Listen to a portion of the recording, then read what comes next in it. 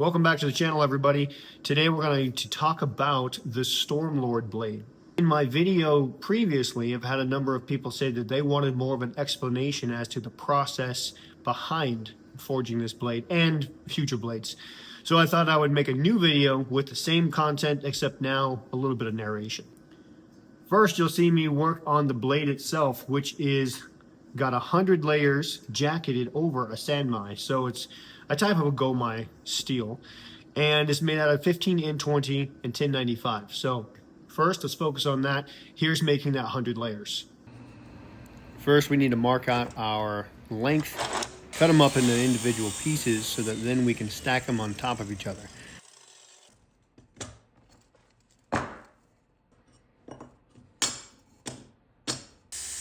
I also take them to the belt sander to clean them up so that I don't have to worry about any grime, dirt, or oil in between them. And now they're all cleaned and prepped, you stick them in the forge to bring them up to temperature.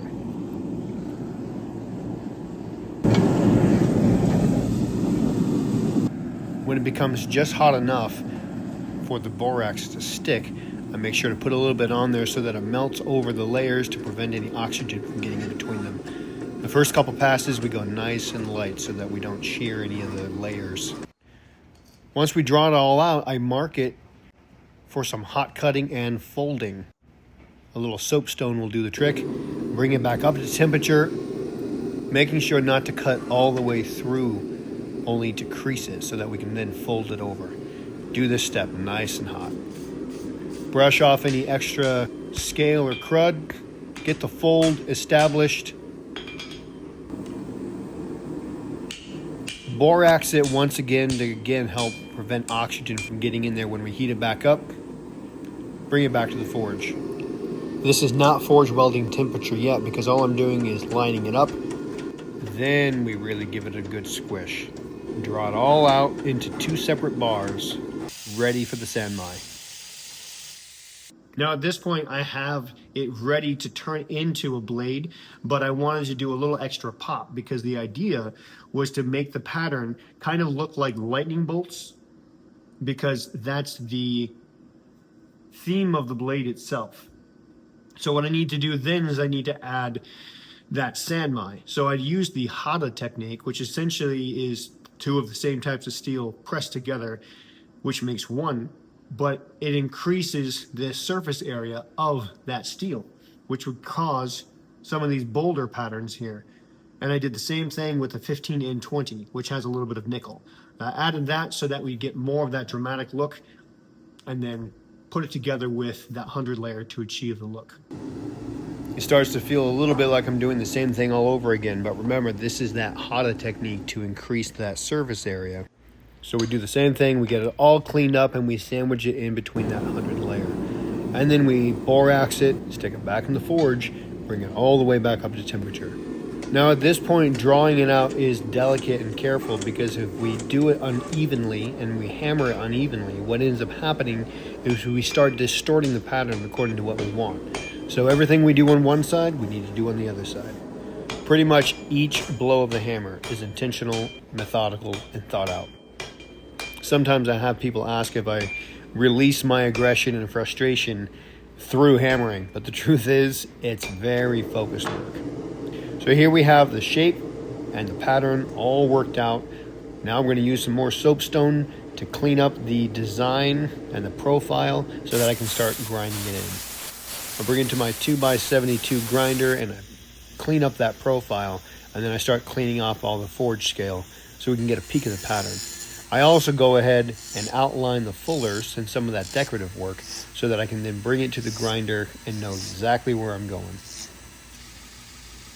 So here I use my fullering tool to rough it in. I'll clean it up later by hand. That leads us to one of the most important parts, the heat treat. We thermal cycle it a few rounds, then bring it up to quench temperature where we quench it in oil so that it hardens that blade.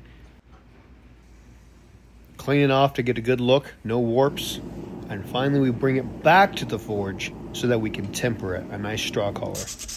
Now we need to hand sand it to bring it to a nice polish so that it can take the etchant well. Otherwise you'll see all these irregularities and scratch marks in the etch. It is a very long process, but it has to be done to have that true polish that we need so that etchant really takes off. Here you get a glimpse of the double fuller to really lighten it. It's a nice polish, no scratches, nice and flexible, ready for etchant. Here I'm using ferric chloride. Leave it in for a few rounds, clean it all up. So now that the blade is forged out, we need to work on the handle. Remember, the Stormlord, the whole theme is lightning. So what you'll see me do is inset labradorite stone on each side, and then from that I have lightning bolts emanating from it, where they run under, so to speak, the quillions and go down the D guard underneath these pieces all the way to the end. And you'll also see how it works its way down the blade through the spacer into the pommel. So here's a process of doing all of that. Let's start with a big block of mild steel. This will be that D guard. There's not much else other than to just draw it out. And so that's what I do. I take that big block to my press and I start isolating some of that material.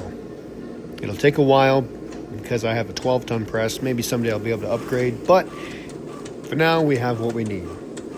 Here you see we have the shape roughed out. So now I'm going to punch the guard. I'll set some holes with the drill press and then widen it with the drift.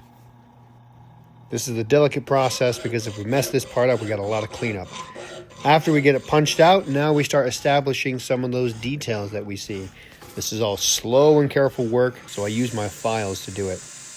Now I'm putting the outline of some of those details in, where I'll use carbide cutters to then cut out and engrave those details more clearly, getting ready to inset the stone.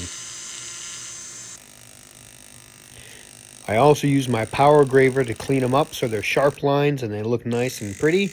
And then I start outlining where we're setting in that stone. And with that, I'm also showing those lightning bolts that will be emanating from these two stones, which are labradorite. To me, they have a real nice stormy look to them when you see them, and they're translucent, kind of shimmery look. So to get it exactly dialed in, I put it on a piece of tape, put it on a piece of glue, or drip of glue, and then I set it in place and let it dry so that I can mark out exactly where I want it.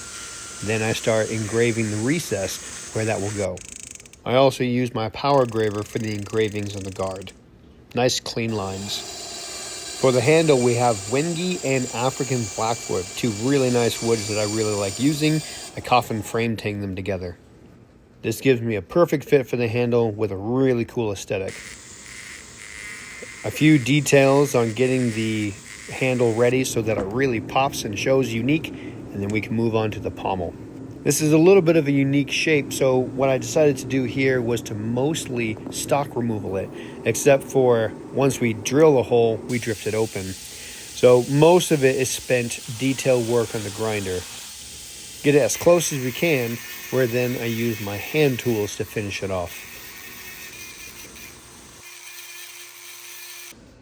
Now we're ready to put it all together. I do a rough fit to make sure everything lines up.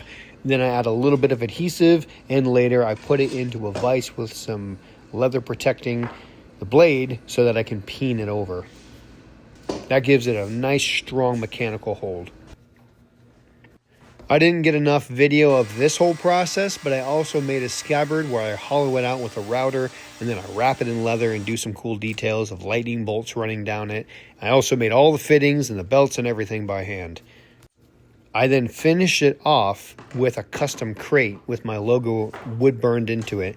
So I made the crate so that it would be a wonderful way to present it to my customer who's very happy with it. Here's a sneak peek.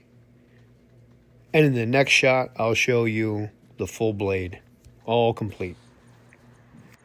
I hope you guys like it. I am so happy with this.